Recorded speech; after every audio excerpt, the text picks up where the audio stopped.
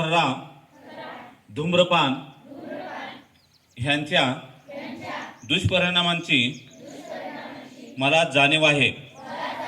म्हणून मी जन्मभर या व्यसनांपासून दूर राहण्याचा संकल्प करीत आहे.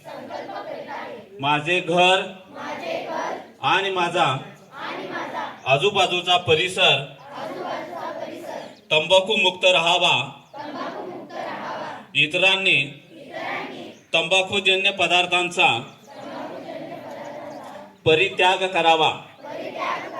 यासाठी मी प्रयत्न करेन. माझी शाळा, माझे घर, माझे गाव, माझे शहर आणि माझा महाराष्ट्र तंबाखू मुक्त बनवेन. जय हिंद. तंबाखू